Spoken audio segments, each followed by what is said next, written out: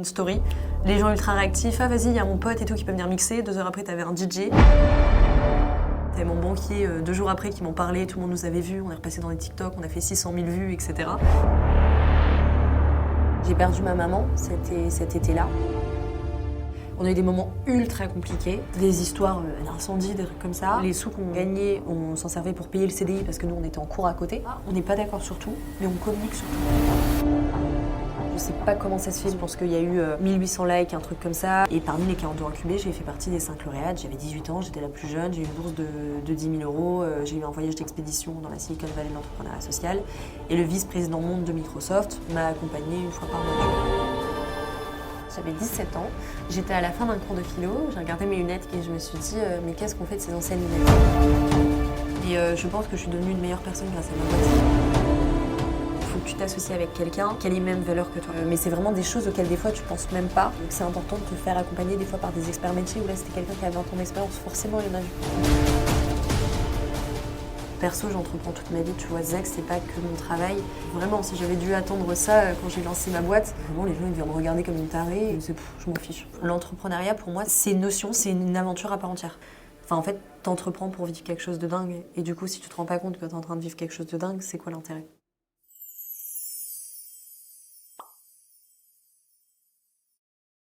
Hello Ophélie. Hello. Merci beaucoup de nous parler de ton expérience sur le podcast étudiant entrepreneur. Bah, je t'en prie, ça me fait plaisir, ça peut servir avec grand plaisir. Merci. Tu nous reçois aujourd'hui dans la banque Société Générale où tu travailles. En fait, exactement, on est à Planète A. Donc en fait, c'est un incubateur qui a été créé notamment par cette banque-là et c'est un des lieux qu'on utilise pour travailler.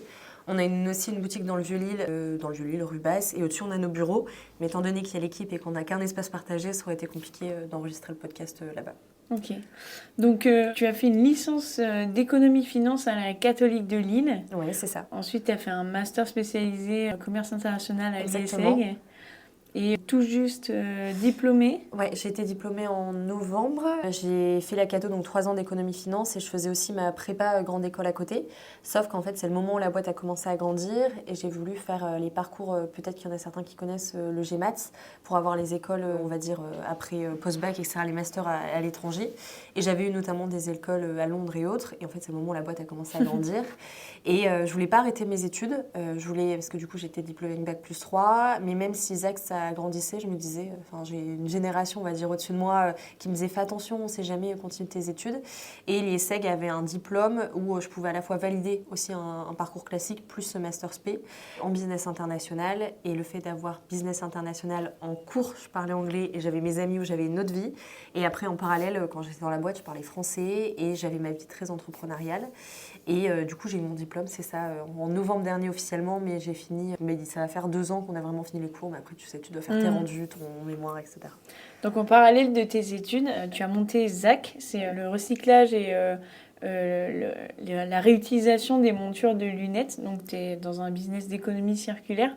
Ça fait maintenant 5 ans que tu as lancé ZAC, tu es à la tête d'une dizaine de personnes. Et tu es nommée cette année à Forbes 30. Bravo. Bah, merci beaucoup. Comment tu vas ? Ça va bien. Là, on est dans une période très sportive en ce moment parce qu'il y a eu des gros événements. Enfin, là, on a publié ce matin. Je ne sais pas quand on sortira. Pour mettre un peu de contexte, on est début mai. Et en fait, il y a un mois, on a eu un incendie. Donc, ce qui n'était pas top. Et du coup, donc là, on a eu toute la communication qui est sortie aujourd'hui parce que tu prends le temps de prendre du recul sur ça. C'est pas des événements faciles à gérer. Puis aussi, j'ai 24 ans. Donc, on a beau avoir géré des événements compliqués. T'as pas encore le recul d'une personne de 50 ans, j'en ai tout à fait conscience. Toujours les imprévus. Voilà, toujours les imprévus. Là, c'est des gros imprévus, notamment quand ça fait un lien entre ta vie personnelle, parce que moi, c'était un hangar familial qui était à 10 mètres de la maison de mon père, donc voilà, je raconte un peu ma vie, et ta vie pro, parce que c'était mes lunettes qui étaient stockées, et du coup, quand t'as le côté médiatique qui vient dessus, c'est une autre chose à gérer. Donc ça, c'est un peu sportif, mais t'apprends à gérer. Et je pense juste qu'aujourd'hui, j'ai le contre-coup, parce que quand ça se passe, en fait, tu dis, bon, bah, de toute façon, t'as mon activité, faut que j'avance, et comme en ce moment, je suis dans une mini période creuse, parce que tu vas avoir les ponts et tout, tu souffles un peu plus, tu as un petit peu moins d'équipe. Et du coup, en fait, c'est quand tu as des périodes creuses que des fois, ça revient. Ça, c'est d'ailleurs un message à faire attention. Mais sinon, ça va bien parce que je suis entourée de bonnes personnes. Il commence à faire beau à Lille. J'ai un bon équilibre vie pro-perso. Et non, ça va. Je te propose de commencer par un petit vrai ou faux. Ok. Donc, Zach a dit vrai ou faux. Participer à Qui veut être mon associé permet de se développer complètement autrement. En fait, tu as 6 étapes de sélection. On est arrivé à la 5e, on n'était pas prêt. C'était il y a 3-4 ans, ce qui ne veut pas dire qu'on le refera peut-être pas un jour. Mais en fait, à l'époque, franchement, je pense même que ça aurait planté la boîte. Et du coup, je pense qu'effectivement, en vrai, ça l'aurait pas développé pareil parce qu'on ne serait pas là où on en était. Et en fait, je pense que comme tout, quand tu as un coup de projecteur aussi gros que ça, effectivement, c'est vrai que tu vas pas te développer pareil. Ok. Mais il faut être prêt. Ouais. Et je pense que nous, on n'aurait pas été prêts et ça aurait été trop compliqué de tenir derrière. Enfin, il faut être en capacité de tenir. Je fais un parallèle, un jour, on est passé sur le JT de TF1. Le site a fait 10 000 connexions en 5 minutes.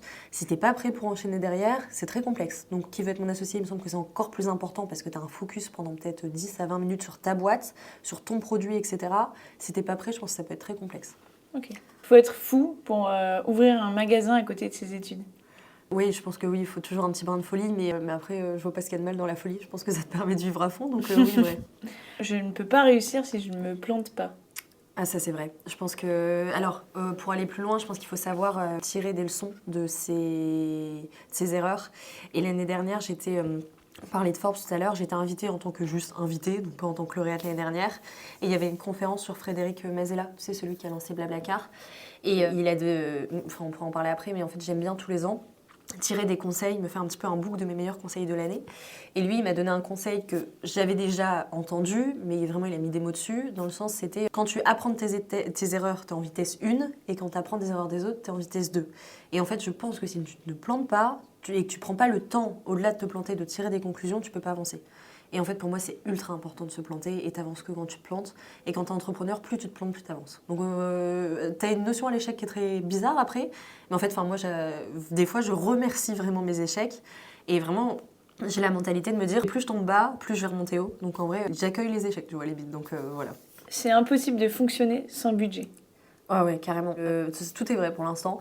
La trésorerie, c'est le nerf de la guerre. Tu peux pas, même quand t'es une asso, tu peux pas fonctionner si t'as pas d'argent.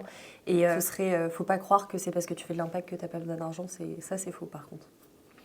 Être nommé Forbes, ça accélère tous les business. Alors ça accélère une retombée médiatique qui est dingue. Enfin, nous on a eu de la chance, je sais pas comment ça se fait, mais mon poste en particulier a ultra pris parce que mon école l'a repartagé. Je pense qu'il y a eu 1800 likes, un truc comme ça. Celui de Forbes lui-même a dû avoir 1006 et le mien il a dû faire 1000 likes. Donc ça c'est que les likes sur LinkedIn sans parler des impressions. Et là je suis invitée pour l'instant à plein de trucs sur plein d'opportunités. Mais du coup pour l'instant je suis dans la phase de prise de rendez-vous et pas encore de retombée. Donc je pourrais te dire ça dans quelques semaines. Avoir un podcast est essentiel pour sa marque. Non, ça je le fais, ça c'est faux. Je pense que c'est un outil à part entière et qu'un podcast peut être une marque en lui-même. C'est pas le podcast peut être une marque. Enfin, ce que tu fais là, pour moi, c'est ta marque aussi. Et je pense pas que tu as une autre société à côté. Je pense que c'est celle-là à part entière. Et moi, je le fais plutôt parce que j'ai un podcast qui s'appelle Zacadie. Parce que c'est un plaisir, tu vois. Enfin, c'est vraiment... De toute façon, je pense qu'il faut faire les choses par plaisir.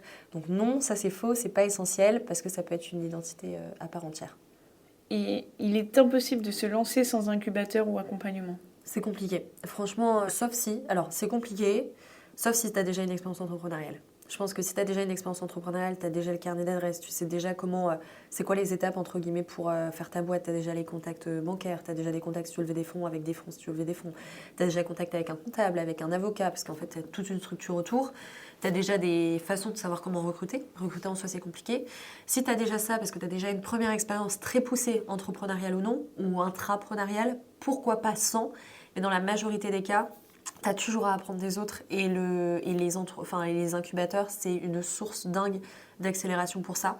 Après, il ne faut pas aller dans n'importe quel incubateur. Il faut aller dans un incubateur qui te correspond par rapport à les problématiques de ta boîte. Et comme tout, ce que je dis, c'est mettre le main au cœur de tout. Dans les projets annexes, les incubateurs annexes, c'est là où tu as du feeling avec les gens. Puisque c'est quand tu as un feeling avec des gens qui se passe quelque chose. J'en parlais avec des amis il n'y a pas longtemps, mais en fait, quand tu es entrepreneur, perso, j'entreprends toute ma vie. Tu vois, Zach, c'est pas que mon travail. Ça m'ouvre aussi des portes absolument dingues, où je vis d'autres choses, même des événements très sympas et tout, qui sont peut-être sous l'étiquette Zach, mais ça fait vivre des choses, entre guillemets, à Ophélie. Et en fait, je le fais parce que j'adore ça, et j'ai l'impression de vivre à fond. Et c'est pas pour ça, mon métier, en fait, tous les jours, je me lève et je suis contente, tu vois, je m'amuse, même si c'est des choses des fois très chiantes. Hein. En fait, je sais pas, ouais, c'est différent, tu vois, j'ai vraiment cette notion où j'ai pas l'impression de travailler. Et dans l'entrepreneuriat, pour moi, c'est c'est une notion, c'est une aventure à part entière. C'est ta vie en fait. Tu peux pas le mettre dans une case et finir ça. Et pourtant j'ai un très bon équilibre de vie à côté, mais en fait je suis toujours Ophélie de Zach aussi d'une certaine façon. Même si j'aime bien scinder les deux, mais je pense que je suis devenue une meilleure personne grâce à ma boîte parce que j'ai appris énormément sur moi. Tu te retrouves dans tellement de situations, tu prends tellement de recul, tu travailles avec tellement de personnes aussi, tu découvres tellement de personnalités, de facettes de personnes différentes que toi ça te fait un miroir sur qui t'es et quel genre de personne t'as envie d'être. Et en fait, je pense que vraiment, la boîte m'a aidée à devenir une meilleure personne. Donc c'est dans les deux cas. Donc j'ai aucun problème à dire que je suis Ophélie Zach. Est-ce que tu peux nous raconter tes premiers pas en tant qu'entrepreneur et encore étudiante ? Alors, du coup, j'ai eu l'idée de la boîte, j'avais 17 ans. J'étais à la fin d'un cours de philo, j'ai regardé mes lunettes qui d'ailleurs depuis ont été reconditionnées et je me suis dit mais qu'est-ce qu'on fait de ces anciennes lunettes ? Et en fait à 17 ans t'es assez jeune, enfin pour le coup j'étais trop jeune même si maintenant t'as des gens incroyables qui te lancent leur boîte super tôt, ce n'était pas mon cas. Et en fait malheureusement histoire compliquée, j'ai perdu ma maman cet été-là et du coup ça a été ultra galère mais elle était au courant de mon idée donc sur ça j'en suis très contente. Et du coup je me suis mis à fond dans ce projet-là je pense d'une certaine façon. Et à la fin d'un cours, donc j'ai mon idée en terminale, à la fin de ce cours de philo, je passe mon bac, événement très compliqué la semaine de mon bac, t'as l'été qui est un peu complexe, etc. Quand tu vis un événement aussi dur, et après je me retrouve à la Cato, donc ma première année. Et là, cours d'économie-finance, on doit faire un business plan sur la bière, étant à Lille, parce qu'on est Lillois, et les Lillois ont une grosse consommation de bière. Et du coup, je vais voir mon prof et je lui dis, bon, bah alors pour moi, ça va être compliqué ce sujet-là. Par contre, j'ai une autre idée. Il y a quelques mois, est-ce que ce serait possible de la creuser ? Mon prof, qui est super, on est encore vachement en contact, il me dit, bah oui, vas-y, boost, fais tes quelques slides sur ce projet-là. Et en fait, je me rends compte que c'est sympa. Enfin, franchement, l'idée, elle me parle et tout. C'est un truc qui me touche personnellement. Bon, là, j'ai beau avoir mes lentilles, je suis à -6 sur chaque œil. Autant te dire que si j'ai pas mes lunettes ou mes lentilles, même te voir, c'est très compliqué. Oui, non, mais très clairement. Et du coup, je creuse ce sujet-là. Je vais à l'incubateur de la Cato, qui à l'époque était dans des préfabriqués. Donc vraiment, le côté incubateur, c'était il y a 5-6 ans et pourtant, c'était pas aussi développé. Et en fait, en parallèle, je me dis, première hypothèse, si je veux développer le reconditionnement des lunettes, c'est de collecter ces lunettes-là. Et du coup, première hypothèse, c'est de collecter 10 000 lunettes et voir ce qu'on peut en faire. Et du coup, j'avais même pas le permis. C'est mon père qui venait des fois m'aider quand j'avais des gros sacs entre les opticiens. Et je les récupérais vraiment dans des sacs poubelles. Et après, je me souviens très bien, j'étais dans ma chambre chez mon père, j'avais récupéré tous les meubles, parce que ma mère faisait des petits bijoux et tous ces meubles à bijoux. Et je rangeais ces lunettes 5 par 5, je faisais des lots, je prenais tout en photo. Ma chambre, t'avais des lunettes partout. Et vraiment, et en fait, c'est comme ça que j'ai commencé à classifier les lunettes qu'on pouvait reconditionner ou pas. Comment ton père, il l'a vécu avec ce deuil Toi, tu t'es lancée dans l'entrepreneuriat à côté de tes études ? Alors pour lui, c'était galère. Franchement, il voulait pas. Il m'a dit, Ophélie, tu fais tes études jusqu'au bout. Surtout qu'on n'est pas... Enfin, autant moi, je communique beaucoup. Je pense que ça s'entend, je parle et tout. Lui, c'est tout l'inverse. Mais on a des valeurs de soutien qui sont assez fortes. Je pense que quand il t'arrive à un truc comme ça, soit tu te renforces, soit tu te disperses.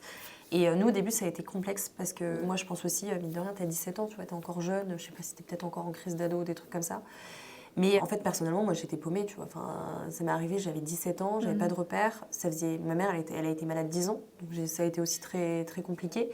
Et en fait aussi, quand t'es pendant 10 ans lié par le côté un petit peu hôpital, etc., quand en fait tu te retrouves sans cette phase-là de ta vie, en fait, ça fait un vide, tu vois, c'est ultra bizarre. Bon, c'est un gros parallèle, mais du coup, en fait, je pense qu'on était dans un moment de je ne sais pas ce qui se passe. Genre vraiment. T'avais plus tes repères.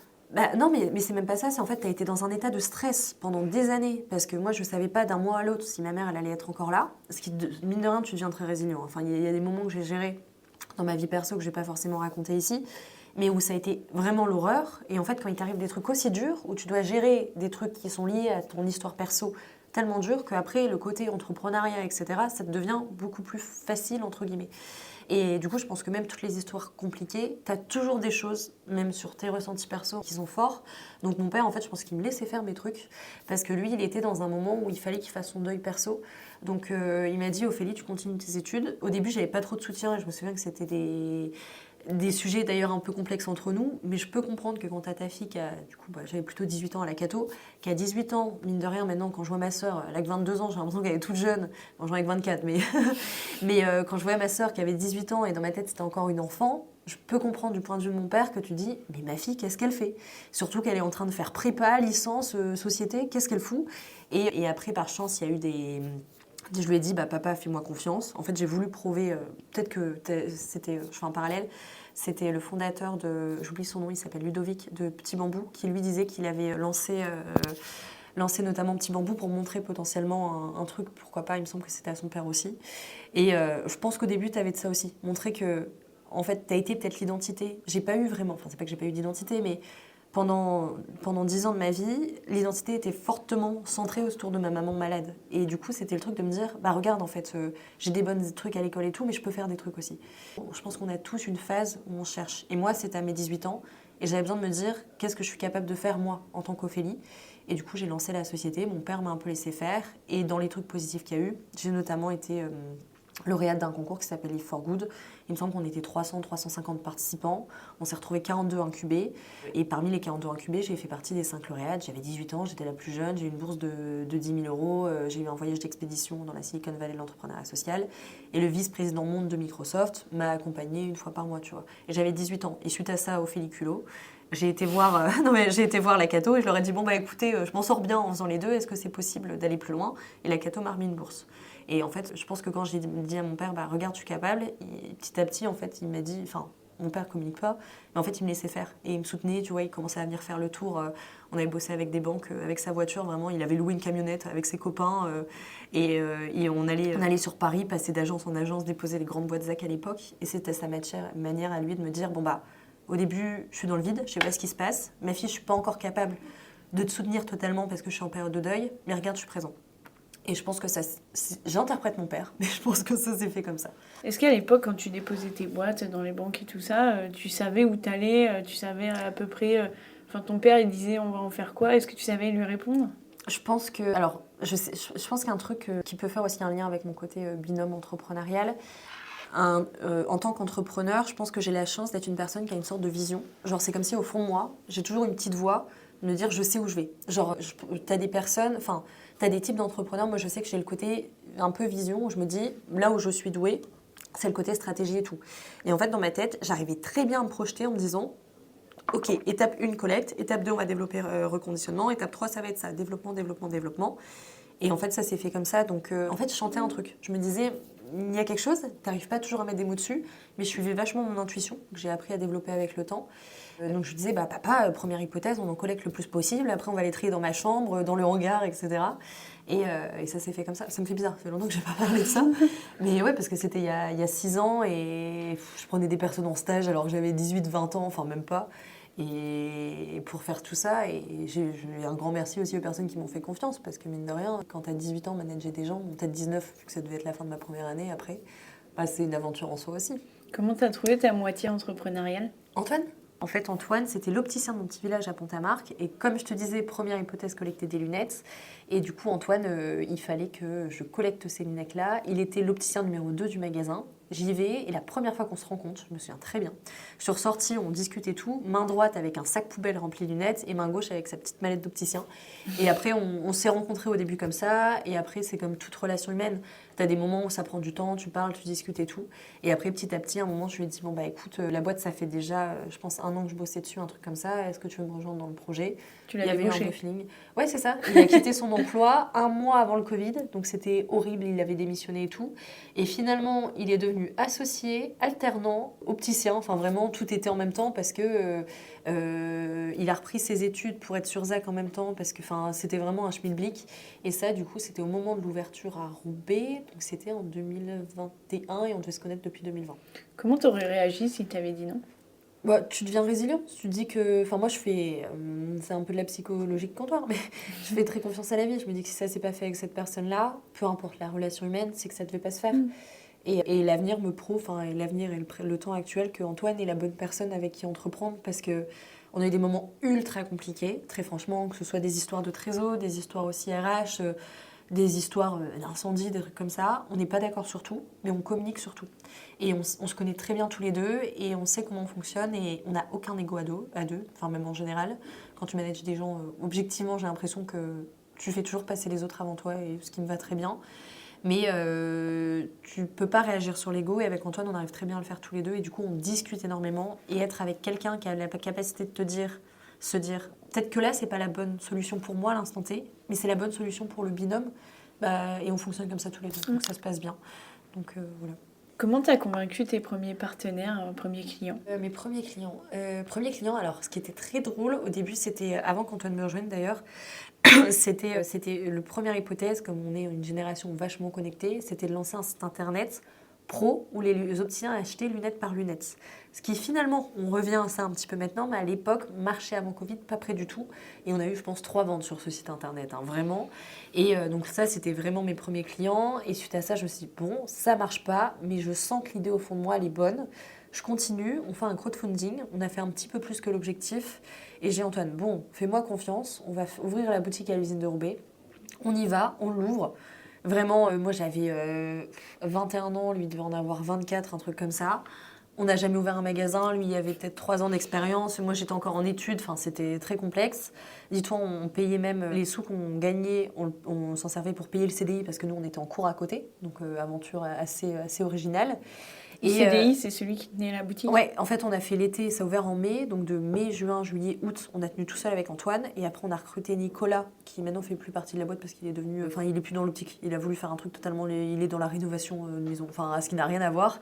Et bref, mais à l'époque, du coup, il fallait bien quelqu'un pour tenir la boutique pendant que nous, on finissait nos études. Enfin, moi, je venais même de reprendre mes études, donc mon master. Et j'ai l'impression que ça me semble être super longtemps, mais bref. Et qu'est-ce que je disais ? Et pourquoi on faisait tout ça ? Et oui, et premier jour du magasin, donc nos premiers vrais clients. C'était du coup, ça devait être genre vers le... Ouais, ça va être bientôt. C'était, je pense, vers le 15 mai, un truc comme ça. On l'avait appris, c'était la sortie du 3e déconfinement. Et vraiment, donc on apprend à la télé qu'on va pouvoir ouvrir notre magasin. Donc 10 jours avant, on commence à faire les travaux, etc. On est en masque et tout. Mon père vient nous aider, les personnes qui sont en stage et tout. 10 jours de travaux intensifs à l'usine de Roubaix. On ouvre, 10 heures, personne comme client. Et là, 10h30, ça dégueule, entre guillemets, comme pas possible.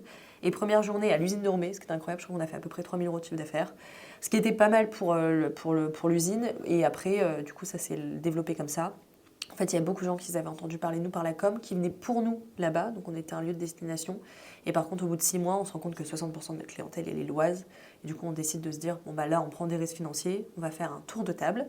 On n'a pas ouvert le capital, mais on a fait de la banque, de la subvention, des prêts d'honneur. Et on est parti dans le vieux-livre.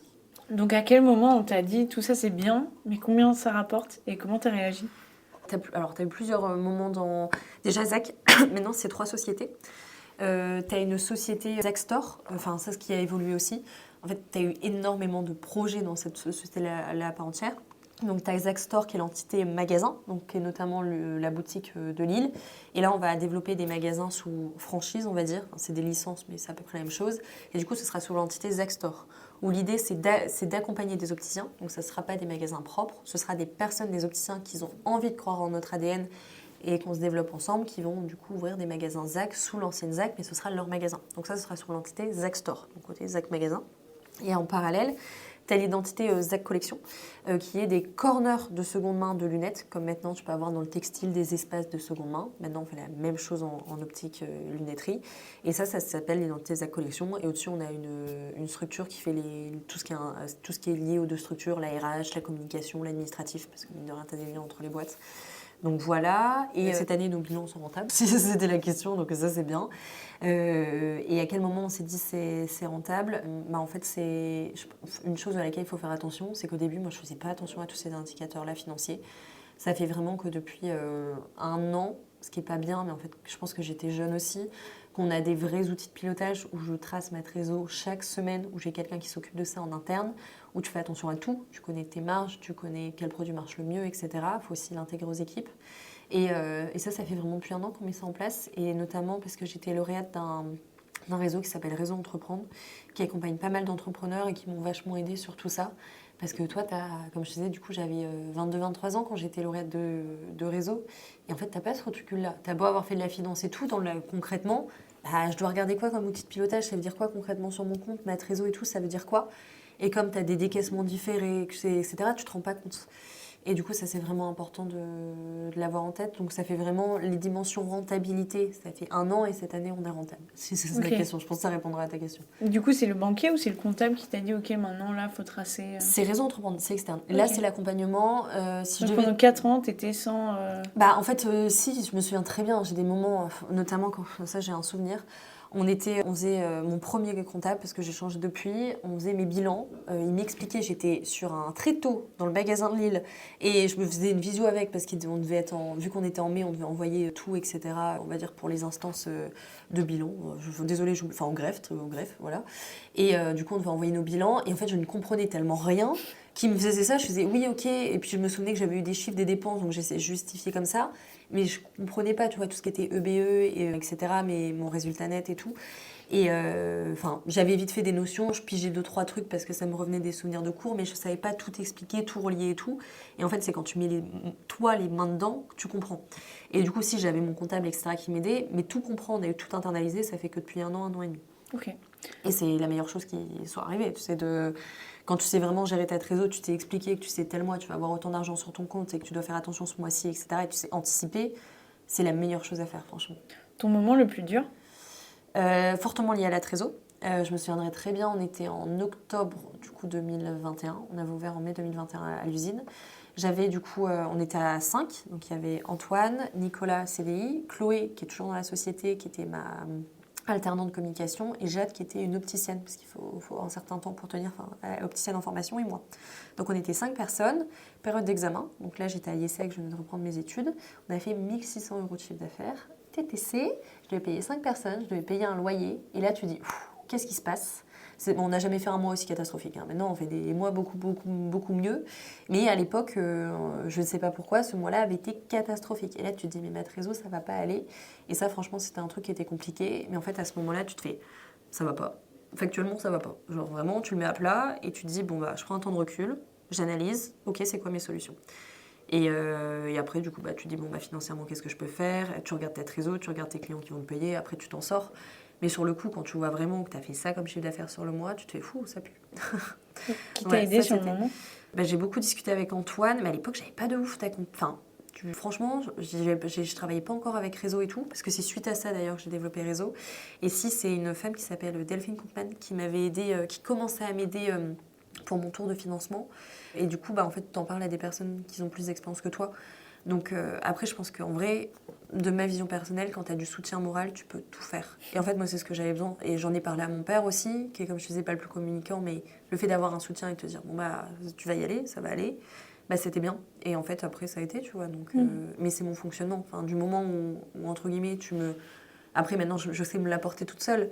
Mais à l'époque, j'étais jeune et puis j'avais mes études aussi à côté. Mais du moment où tu as ton soutien moral, je pense que tu peux faire énormément de choses. Ok.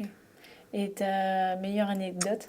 Moi, ça va être très bizarre, mais les soirées ZAC. Enfin, c'est vraiment les moments qu'on a en équipe. On en a encore une, parce que j'en ai plein, mais on en a encore une mardi dernier. En fait, c'est des moments simples. Enfin, on a fait un loup-garou, tu vois. C'est pas incroyable.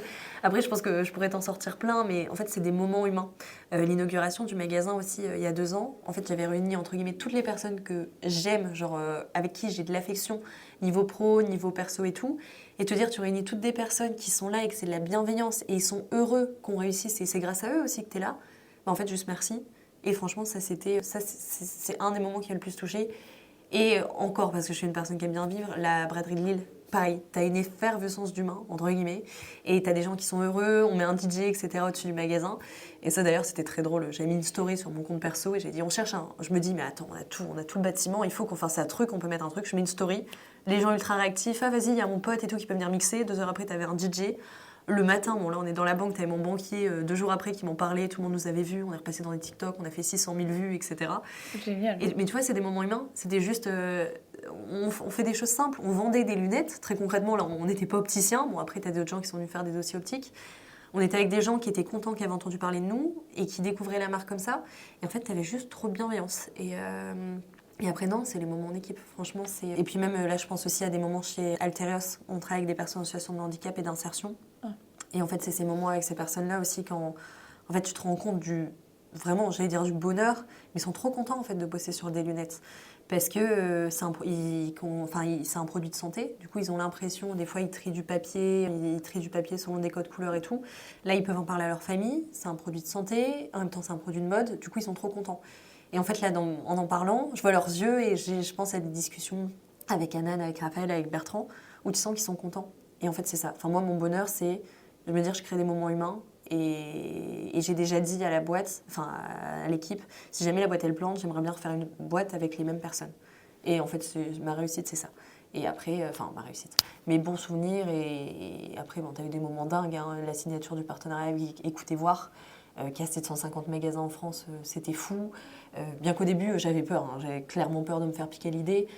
Après, il s'en est passé tellement des choses. Et je pense que c'est important de fêter les petites victoires aussi. On va maintenant passer à la boîte à outils de l'étudiant entrepreneur. Quels sont les apprentissages à tirer pour un étudiant qui entreprend ? Mettre en place des outils de pilotage et se faire accompagner pour mettre en place des outils de pilotage et les comprendre. Parce que si tu les comprends pas, ça va être forcément très compliqué. Ça, c'est la première chose. Ne pas chercher à tout prix un associé. Il faut que ça vienne. En fait, faut que tu t'associes avec quelqu'un qui a les mêmes valeurs que toi. Genre ça, c'est le plus important. Genre quelqu'un, quand tu auras des merdes, en fait, tu vas rester avec la personne parce que c'est une bonne personne qui est en accord avec tes valeurs. Donc ça, c'est le premier truc. Et après, forcément, il faut que ce soit complémentaire. Mais je pense que j'ai l'impression, dans la vie de mon expérience perso, que tout s'apprend. Genre vraiment, mis à part forcément médecine, finance, des choses, avec des années, tu peux. Mais quand tu es dans l'entrepreneuriat, tu apprends toi-même. Et du coup, c'est important d'être complémentaire, mais quelqu'un qui a les mêmes valeurs que toi, c'est le plus important. Donc trésorerie, apprendre et fêter les petites victoires aussi. Je pense vraiment... en fait, t'entreprends pour vivre quelque chose de dingue. Et du coup, si tu te rends pas compte que t'es en train de vivre quelque chose de dingue, c'est quoi l'intérêt ? Est-ce que tu peux nous faire une masterclass sur le recyclage ? Ouais, ton sujet. Alors ça va être sur le reconditionnement, du coup, parce que c'est vraiment notre sujet. Ça va être très focus lunettes. En fait, ce qui se passe en France, il y a 100 millions de lunettes qui restent au fond de nos tiroirs. Et en fait, qu'est-ce qu'on en fait de ces lunettes majoritairement ? On les laisse des années, on les accumule, on rechange et on n'en fait rien. Et ce qui se passe, tous les ans, on continue, tous les 2 ans, d'aller changer nos montures de lunettes alors qu'on en a encore et qu'elles sont souvent en très bon état. Et maintenant, on peut développer le reconditionnement des lunettes et le développer de façon locale. Et du coup, c'est important de les collecter partout en France, de les reconditionner et de les remettre sur le marché. Une monture reconditionnée, ça tient aussi longtemps qu'une monture neuve. Elle est garantie 2 ans aussi. Et elle est aussi robuste parce qu'il y a de plus en plus de choses qui se mettent en place. Et d'ailleurs, au-delà des produits de santé, il y a plein d'autres marchés qui vont y venir. Au-delà des produits de l'optique, il y a des fauteuils roulants qu'on peut acheter en reconditionné parce qu'on ne se rend pas compte, mais ça coûte très cher. Il y a certaines personnes qui ont du coup ces handicaps-là et qui en plus ont des problèmes d'accessibilité financière. Les béquilles aussi. Pourquoi on continue quand tu te caches la jambe alors que tu en as encore dans ta cave, tu dois aller en chercher d'autres. Et en fait, il y a vraiment un vrai marché du reconditionné dans la santé qui est en train de se mettre en place. Et en fait, c'est important de se dire pourquoi je continue de surconsommer quand mes produits sont déjà en très bon état. Visuellement, ça se voit pas que ton produit est reconditionné. Là, si tu avais ta monture ou etc., on ne peut pas voir quand elle est reconditionnée. Tu vois pas la différence. En fait, souvent, c'est des blocages mentaux où tu te dis « Oh non, je peux pas ». En fait, tu n'as pas de différence. Et même des fois, au contraire, comme les vêtements neufs, j'en parlais pour avoir fait des podcasts, des fois, il vaut mieux laver 15 fois des vêtements que tu viens d'acheter neufs que des vêtements qui ont déjà été portés. C'est la même chose dans l'optique. Aussi des gisements en association. Tu as certaines associations qui collectent des lunettes, tu n'as que 10% qui sont vraiment remis sur le marché pour différentes raisons, pour des raisons personnelles, pour des raisons économiques aussi, où finalement ils envoient les matières premières dans d'autres pays pour récupérer la matière recyclée. Et en fait, quand tu penses donner, ou des fois c'est juste stocké, en fait, il n'y a pas forcément de seconde main derrière. Et en fait, c'est important Maintenant, on a un accès à la formation qui est assez dingue, mais vraiment de se dire de ne pas faire l'autruche. Parce que moi, c'est un truc qui m'énerve. On est une génération qui se bipolarise vachement, où tu as des gens, ils ont les infos, mais ils vont faire exprès. Désolé, ils vont faire exprès de se mettre des œillères. Et tu peux pas te dire... tu peux pas te dire je sais ce qui se passe mais je m'en fiche, je vais continuer de consommer comme ça. En fait, les gens doivent faire preuve d'un peu plus d'humanité et c'est pas parce que ça te touche pas perso que ça touchera pas ton voisin. Et pense si toi t'étais dans des conditions affreuses d'exploitation, donc là je divague un peu, mais il faut vraiment faire attention à pas se mettre des œillères et se rendre compte des choses sans tomber dans une éco-anxiété. Et du coup, comment un étudiant peut savoir si son idée est bonne ? Comment tu peux savoir si ton idée... En parler. Ça, c'est un truc... faut en parler à des personnes qui sont plus expérimentées que toi. Et en fait, tu le sens dans les yeux des gens. Si les gens font « Ah ouais !» Et un truc, moi, qui m'a vachement marqué, c'est quand les gens ils me disent « Bah, ça n'a pas été fait avant. » Et ça, je trouve que c'était le meilleur indicateur. Quand on dit, bah attends, ça n'existe pas ton truc? Bah non, ça n'existe pas. Et si on dit ça, franchement, c'est que c'est une très bonne idée, je pense. Pourquoi un étudiant doit faire face à l'erreur, pivoter et recommencer un nouveau projet? Parce que t'apprends beaucoup, et comme je te disais, il faut tirer des leçons. Des fois, tu peux avoir plusieurs projets dans un projet. Le projet A deviendra le projet Z, mais ce sera toujours dans le même alphabet, si tu veux, d'une certaine façon. Il faut retravailler sa perception de l'échec. C'est pas un échec, enfin, t'as toute ta vie devant toi, il va t'en arriver des merdes. Il faut juste te dire, bon bah, ouais, c'est là, la montagne, elle est compliquée à monter, mais c'est pas grave, c'est juste un apprentissage. Et vraiment, partir avec cette mentalité que plus c'est dur, vraiment, par expérience, plus t'arrives des choses incroyables après. Et développer cette vision-là, se dire, bon bah là c'est dur, à l'instant T, oui, mais d'une certaine façon, j'accueille le compliqué, parce que ça va être mieux après, mais ça va être mieux si tu mets des choses en place. Faut pas croire que ça va arriver comme ça. Non, faut te dire, bon bah, factuellement, il y a quelque chose de compliqué, 2 choses à faire. Là, je prends du recul, j'essaie de ne pas me mettre dans l'émotion, etc. Je prends du recul, je souffle, comment je peux le faire pour le gérer vraiment de la meilleure façon possible. Donc plan A, plan B, plan C. Tu mets vraiment à plat si tu n'arrives pas à l'ordonner dans ta tête par écrit. Première chose, tu fais ça dans l'action. Et après, quelques semaines après, tu en tires des conclusions. Ok. Parce que ce serait bête de refaire les mêmes erreurs. Donc qu'est-ce que tu conseillerais à un étudiant pour négocier un partenariat, par exemple? Te faire accompagner. Parce que dans la même chose que ce qu'on disait, c'est apprendre des erreurs des autres. Et du coup, moi, il y a des... Notamment quand on a négocié le partenariat avec l'enseigne Écoutez Voir, je me suis fait accompagner par un ancien directeur d'une grande enseigne qui, lui, avait l'habitude de ça. Il me dit, mais Ophélie, fais comme ça. Et moi, j'étais, mais non, mais enfin, je peux pas parler de ça et tout. Il me dit, mais si, vas-y, ça se passe comme ça. Et du coup, alors que toi, tu n'aurais même pas pensé à ça. Et du coup, c'est vraiment ça. Bon, c'est de la négo pure, okay. Donc je peux pas parler on va dire des clauses de mon contrat. Mais c'est vraiment des choses auxquelles des fois tu penses même pas que c'est important de te faire accompagner des fois par des experts métiers où là c'était quelqu'un qui a 20 ans d'expérience, forcément il en a vu plus que moi. Et il faut te dire, bah non, tu connais pas tout, c'est normal. T'as 24 ans, t'as 20 ans, même quand on aura 30 ans ou je sais pas quoi, c'est normal. Et du coup, ouais, on parlait. Et les gens, je trouve, après peut-être que je suis dans un super environnement, mais majoritairement, les gens sont ultra bienveillants. Les gens, c'est des humains comme toi et moi et qui ont juste envie d'apprendre, d'avancer, etc. Quels sont les points les plus importants à prendre en compte si un étudiant veut se lancer dans l'économie circulaire? La rentabilité. Vraiment, c'est... Là, je lisais un article, je pense cette semaine ou la semaine dernière, Vinted, ça fait que maintenant que c'est rentable, tu vois. Et te dire, donc ouais, c'est important de partir sur ça. La rentabilité, ça ne veut pas dire aller chercher des fonds tout de suite. Faire une boîte où le business model il est rentable et que tu as besoin potentiellement d'aller chercher des fonds, des gros fonds, on va dire, quand tu veux développer et t'accélérer. Il ne faut pas courir après la levée de fonds à tout prix. Tu as des business models, il ne faut pas. Et même moi, je suis très contente de ne pas avoir ouvert mon capital avant. Donc la rentabilité, mais pas à tout prix. Enfin, dans le sens de prendre des notions de rentabilité et à quel moment mon business model va être rentable. Bien communiquer dès le début. En fait, le plus important, c'est... Enfin, j'ai l'impression maintenant que même les gens nous suivent aussi beaucoup pour des histoires humaines. En fait, les gens, ils ont aussi tendance à s'attacher à des gens. Donc, communication et transparence. J'ai des souvenirs avec des journalistes où ils disaient « Ah, mais c'est bien chez vous, on peut tout montrer. On peut montrer de la collecte, au reconditionnement et tout, il n'y a rien à cacher. » Et ça, je pense que c'est important. Et après, parce que j'ai un espoir dans la génération actuelle, c'est de ne pas négliger l'économique ni le social au niveau de l'environnemental, que les trois soient ensemble. C'est pas parce que tu fais de l'environnemental que tu dois pas faire du social. En fait, pour moi, les sociétés de demain, c'est des sociétés qui vont savoir rejoindre les trois parties. Et le dernier conseil, c'est forcément de trouver les bonnes personnes avec qui travailler et le faire parce que tu as des valeurs et des trucs avec eux. Parce que sinon, l'aventure, elle en voudrait. C'est une aventure humaine. Donc, il faut vraiment que toi, tu t'éclates là-dedans et tu t'éclates souvent avec des personnes et des moments avec des gens. Je rigole pas avec mes lunettes, quoi. C'est comme ça. Comment un étudiant peut anticiper les imprévus? Tu peux pas les anticiper. Tu peux te préparer aux imprévus. Moi, un truc que j'ai une boîte à outils, tu vois, En fait, je pense qu'être un bon entrepreneur, c'est être entre guillemets, comme je dis, c'est comme des fois je dis, être un bon manager, c'est être un bon humain. Enfin, c'est très cliché ce que je dis, mais dans le sens... Si tu es une bonne personne et que tu fais pas de la merde, normalement tu vas pas faire la même chose quand tu es un manager. J'espère que les gens ne se sentent pas comme ça en deux. Mais c'est être capable d'avoir... Donc moi j'ai ma boîte à outils. Tu vois, quand je sais que j'ai des moments compliqués, par exemple je suis une personne très insomniaque, quand je commence à faire des insomnies, c'est que ça va pas dans ma vie. Et enfin c'est trop compliqué et que je commence à gérer trop... En fait je gère très bien la pression, et moi ça ressort la nuit et c'est le petit jeu, quoi. Et du coup quand c'est comme ça, je sais que j'ai ma boîte à outils. Et du coup en amont, j'anticipe je sais que je dois faire du sport autant de fois par semaine pour que je sois bien. Et du coup, j'anticipe. Je sais que je dois sortir ou voir du monde autant de fois par semaine à peu près.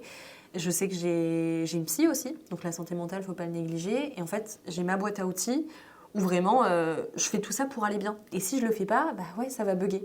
Faut que tu sois en capacité de gérer les imprévus. Tu peux pas anticiper les imprévus. Par contre, tu peux être en capacité de gérer les imprévus.